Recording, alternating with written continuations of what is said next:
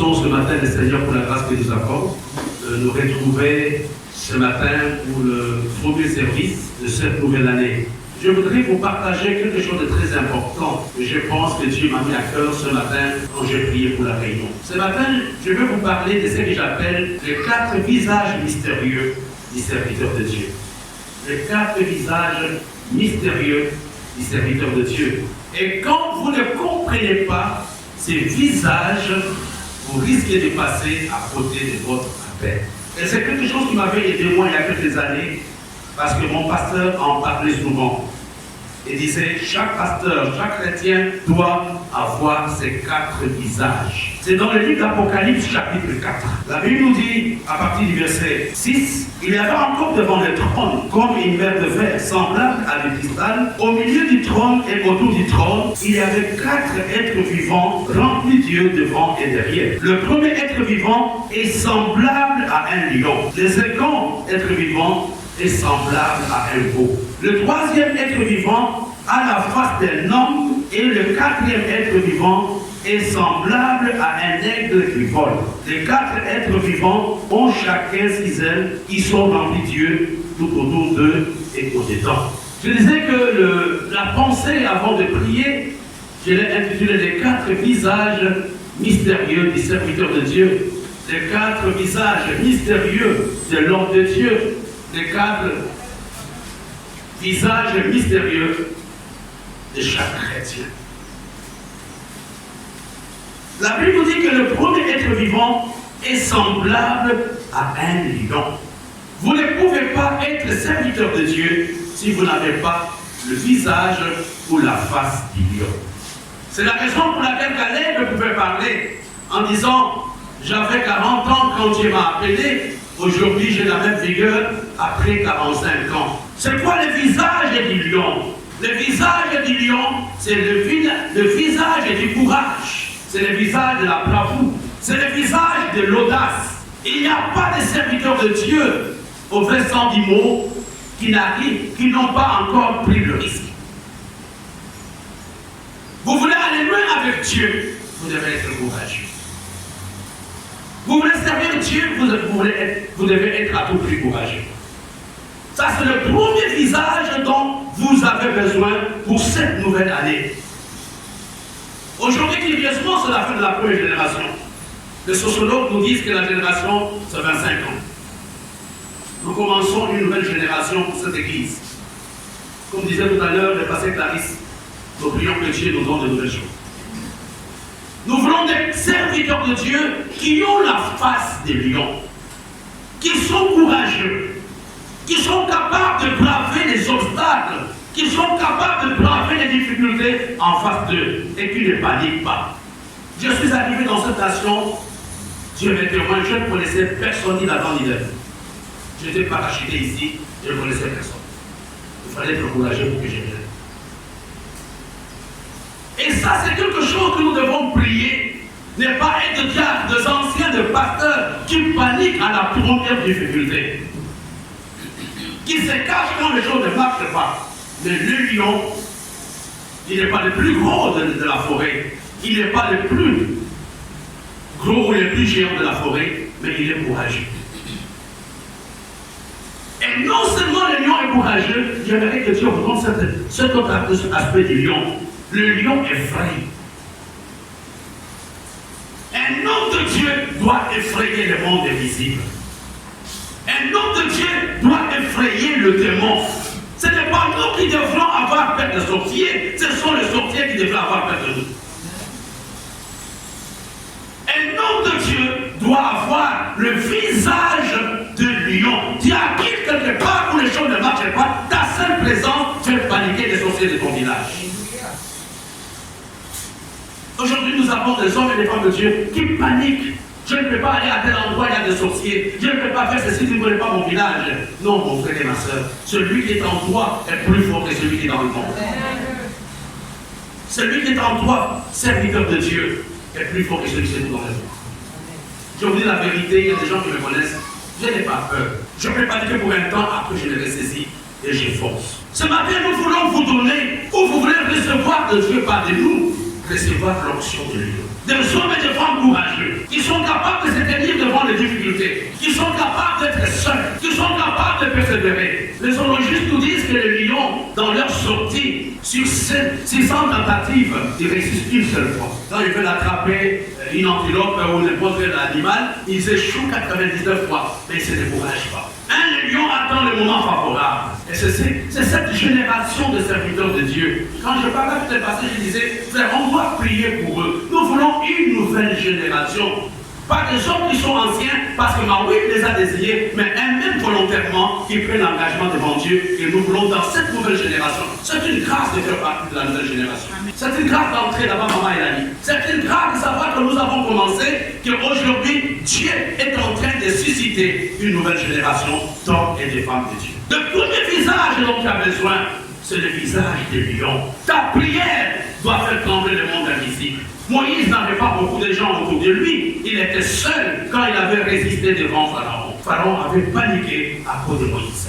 Quel visage veux-tu avoir ce matin? Un visage où les gens ont peur de sortir, un visage où les pasteurs ont déjà perdu leur autorité. Que Dieu restaure l'autorité des anciens ce matin.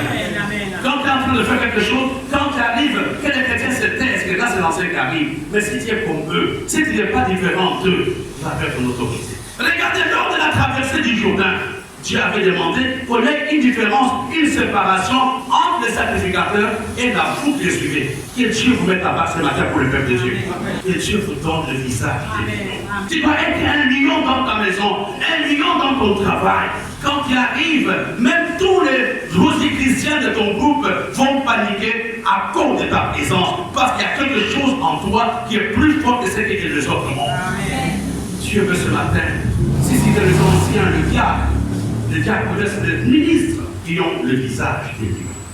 Et le deuxième visage mystérieux du serviteur de Dieu, il dit les êtres être vivants est semblable à un veau, à un bœuf. Quel est ce visage? Vous savez, le bœuf était utilisé d'abord pour des travaux. Il n'y a pas de bénédiction, il n'y a pas de succès sans le travail. Souvent, je dis aux frères, dans le ministère, il n'y a que 25% qui correspondent à la révélation, mais les 75% correspondent à la transpiration. Il faut transpirer pour préparer la prédication, pour être ancien. Il faut le travail. Le visage du faux, c'est le visage du travail. Et non seulement le visage du travail, il est surtout le visage du sacrifice. C'est le visage du sacrifice. Nous voulons commencer une nouvelle église. Nous voulons aller loin avec Dieu. Mais nous devons avoir des hommes et des femmes qui ont le visage du faux, qui sont prêts à dire, mais voici, utilise-moi, je suis prêt à me sacrifier, je suis prêt à donner mon meilleur à toi. Je vais te dire une chose, s'il y a une chose que le diable n'aime pas dans la vie des hommes, c'est la notion de sacrifice. Le diable aime que tu sois comme tout le monde, mais pas que tu sois un homme qui est différent des autres. Si Dieu avait applaudi les exploits de Caleb, il dit Caleb est animé d'un autre esprit. D'un autre esprit. Vous savez, sans sacrifice, nous ne pouvons pas construire l'église. Sans sacrifice, nous ne pouvons pas vivre de nouvelles choses dans la maison de Dieu. Sacrifie ton temps, sacrifie ton argent, sacrifie ton confort, sacrifie. Je ne sais pas, il y a quelque chose que tu dois sacrifier si tu veux voir, si tu veux expérimenter Dieu à une autre dimension. Il y a quelque chose que tu dois sacrifier. Si jusqu'à présent, servir Dieu ne t'a rien coûté, sache que tu as un problème. Pendant la prière du matin, c'était hier, je pense, où Pierre était en train de pleurer. Il dit à Jésus, mais tu nous dis que tu vas mourir. Mais nous, qu'est-ce que nous allons devenir? Nous avons l'impression que tu nous as joué un sale tour. Toi qui t'envoies, et qu'est-ce que nous allons devenir? Jésus va répondre que personne n'aura quitté son père, sa mère, ne reçoivent au centuple dans ce siècle et dans le siècle à venir. Pour que Dieu te bénisse, je parle à quelqu'un, il y a quelque chose que tu dois abandonner. Il y a quelque chose que tu dois à tout prix sacrifier. Il y a de bénédictions qui sont liées au sacrifice. Le visage de Dieu. Sacrifie ton temps, sacrifie ton argent, sacrifie toutes les facilités que tu as, sacrifie ta jeunesse pleine. Le deuxième visage du serviteur de Dieu, c'est le visage du faux. C'est le visage du sacrifice. C'est le visage du travail. C'est le visage de la persévérance. Je me laisse ce matin que tu dises à Dieu, Seigneur, qu'est-ce que tu veux que je te donne? Qu'est-ce que tu veux que je te donne? Dieu va se révéler à Abraham comme étant un pourvoyeur. C'était le moment où Abraham avait été prêt à sacrifier son fils Isaac.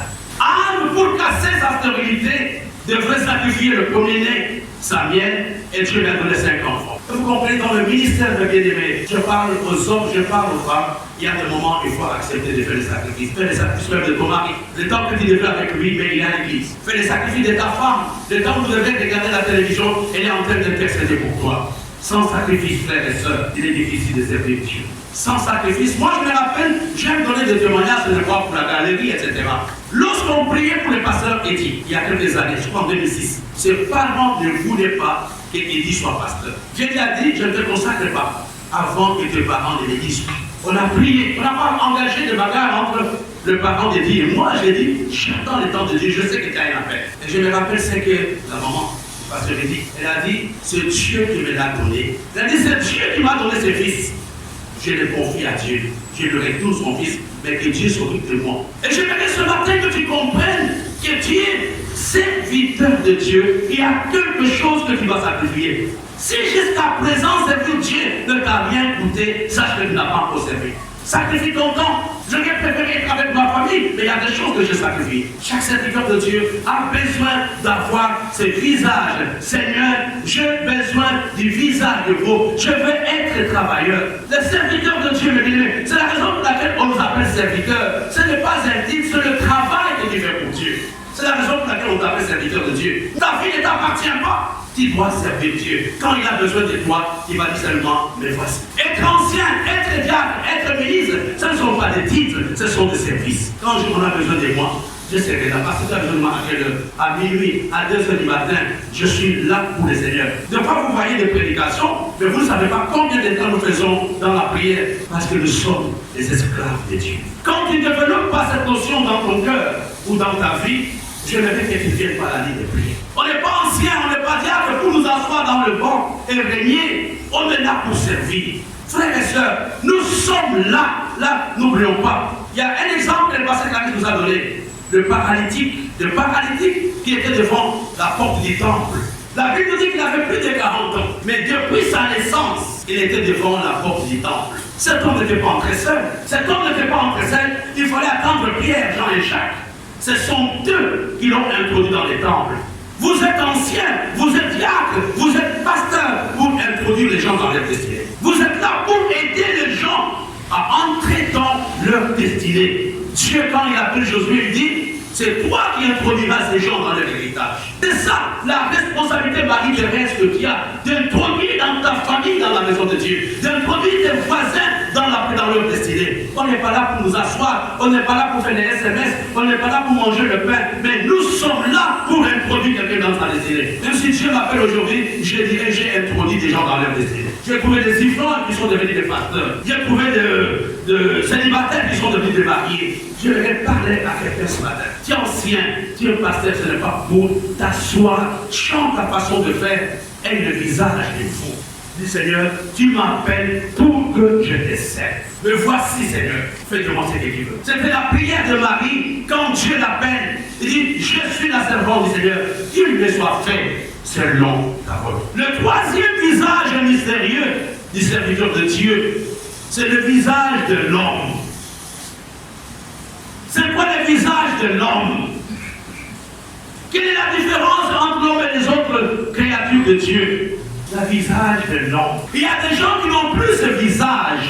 Dans le monde, on n'a plus le visage de l'homme aujourd'hui. Un peu d'humanisme dans notre cœur. C'est le visage de l'amour. C'est le visage de la compassion. C'est le visage de la sensibilité aux besoins de quelqu'un. C'est à cause de ce visage que Pierre s'est arrêté pour regarder le paralytique qui est assis. Vous dites que nous avons, nous te les donnons. On ne peut pas être pasteur, on ne peut pas être ancien, bishop, si dans notre cœur, il n'y a pas d'amour. Combien de fois nous sommes insensibles aux pleurs des gens autour de nous, aux cris des gens qui sont autour de nous. Je sais que toi seul, tu peux changer la communauté, mais ce qui manque, c'est l'humanisme, c'est le visage de l'homme qui est le plus en toi. C'est la raison pour laquelle les gens pleurent. Il y a des gens qui ont de l'argent, il y a des gens qui ont des habits, il y a des gens qui peuvent faire mieux, mais ce qui nous manque, nous n'avons plus le visage d'homme.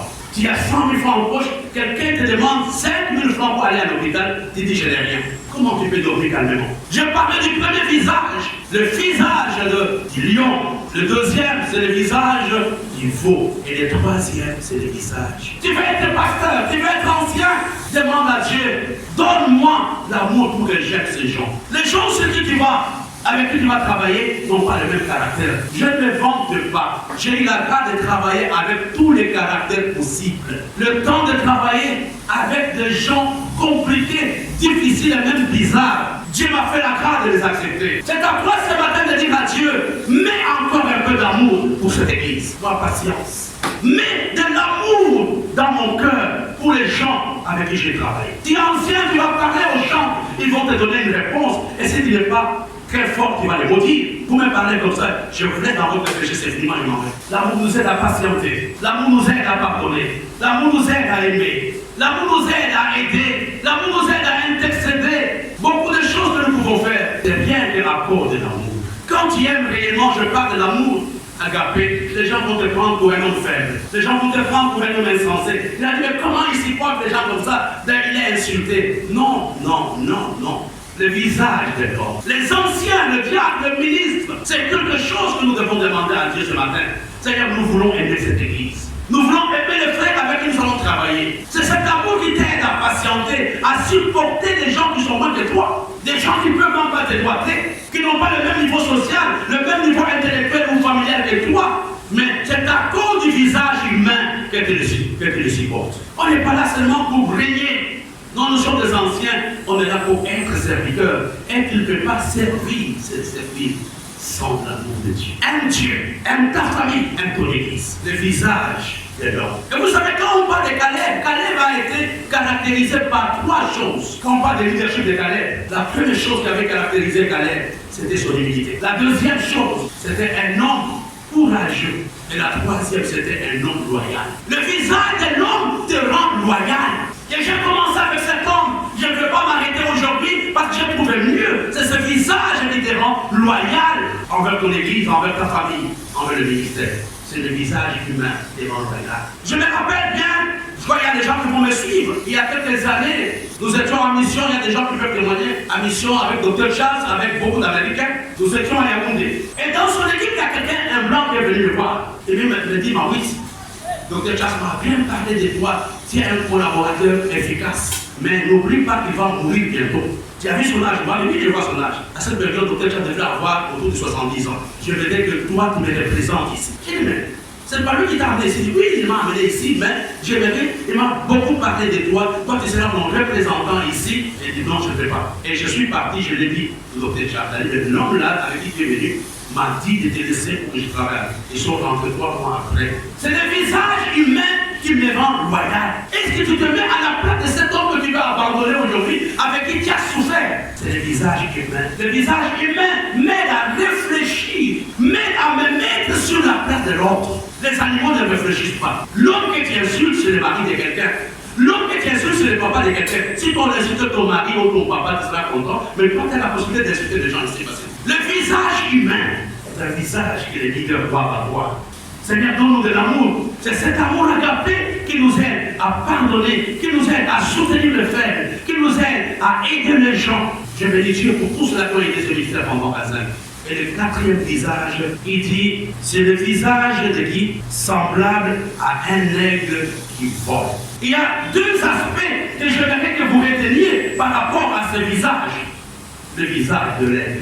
La première chose, c'est l'aigle vole toujours plus haut. La parole de Dieu nous dit quelque part, je ne sais pas s'il y a quelqu'un qui a la référence qui peut me donner, affectionnez-vous aux choses. Les serviteurs de Dieu doivent aimer les choses de Dieu plus que toute autre chose. Attachez-vous, ayez des ambitions spirituelles. Je vais aller plus loin avec Dieu. Je vais être un jour pasteur. Quand tu ne veux pas prêcher, tu dis que c'est pour un temps, je vais te remplacer, je prêcherai mieux que tout. C'est ma prière, que quelqu'un fasse mieux que moi. C'est ma prière. En fait, attache-toi. Comment tu peux être ancien si tu ne sais même pas où tu as déposé ta Bible? Comment tu peux être ancien si tu ne connais même pas le programme de l'église? Comment tu peux être ancien si dans ton emploi du temps, il n'y a aucun jour que tu te consacres à la prière Ce n'est pas un titre. Dis-moi, ancien, depuis le mois de janvier jusqu'à aujourd'hui, quels sont les sacrifices visibles qui est fait pour l'Église. La Bible nous dit d'être affectionné aux choses. Non? Et le visage de l'aigle, c'est aussi la célérité, c'est la vitesse des serviteurs de Dieu. Ne traîne pas les pas pour faire les choses. Il faut faire vite.